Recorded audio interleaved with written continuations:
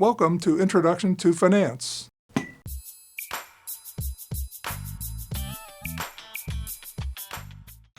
Welcome to Session 10 of Introduction to Finance. Today we're going to talk about making major capital investment decisions and how can we make really good capital investment decisions when we're making an initial investment, a large initial investment, similar to the Gillette case we studied last time. And now we're going to bring up another case called Cottonelle Fresh Roll Wipes.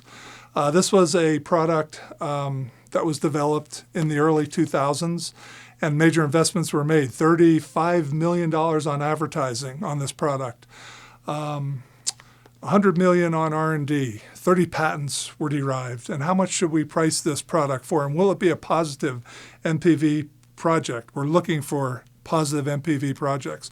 So we're going to look at a bunch of different formulas, one being cash flow from assets, CFFA equals OCF minus NCS minus CNWC. And then we're going to look at traditional approaches to calculating OCF. So we learned the CFFA or free cash flow equation early on. Will this product have a positive free cash flow, OCF minus NCS minus CNWC? And then how do I calculate that OCF to make sure I have good positive cash flows coming out of this product? The traditional way was EBIT plus D minus T. Now, if there's no interest expense on the income statement, we can calculate OCF three different ways. Bottom up, net income plus depreciation. Top down, sales minus cost minus taxes. And tax shield approach, sales minus cost times 1 minus tax rate plus the depreciation tax shield D times T. We're going to look at project cash flows, incremental cash flows, and we're going to look at ways of assessing these projects. Is this a positive NPV project is the key question. This product in particular was written up in the Wall Street Journal back in 2002, and it was a complete failure. They spent lots and lots of money on it. We thought it was going to be one of the most positive NPV projects in American history. Turned out not so much. It didn't do very well. And so are there ways we can assess this and find out and make sure we really have a positive NPV when we invest this much money in a product? We're going to look at incremental cash flows, relevant cash flows, after-tax cash flows in learning objective number 2. We're going to learn which pro forma financial statements should we build to make sure our decision is effective and we make the right decision. Again, it's going to be income statement, balance sheet, and cash flow that we learned way back in chapter number 2.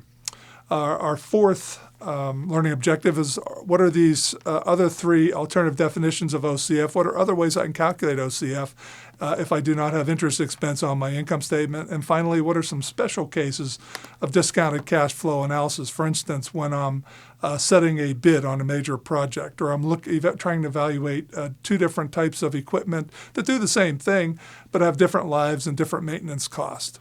And finally, what about cost-cutting proposals? How do I evaluate cost-cutting proposals? Like if I invest in a large inventory management system, do I do the same three pro forma financial statements? And the answer is yes. Income statement, balance sheet, and cash flow.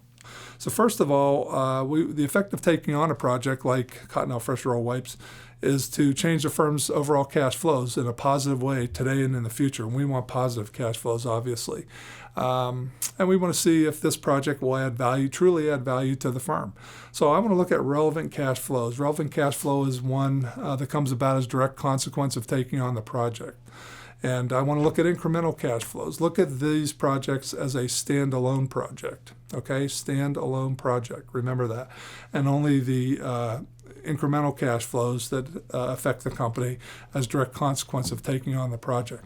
So the standalone principle is very important. It is the assumption that this project is based on evaluation of the project is based on the project's incremental cash flows on a standalone mini-firm basis. So treat any of these projects as if they're a standalone mini-firm. Do not add these projects into the general income statement, balance sheet, and cash flow of your existing operations. Keep them the same. Keep them separate from the rest of the operation.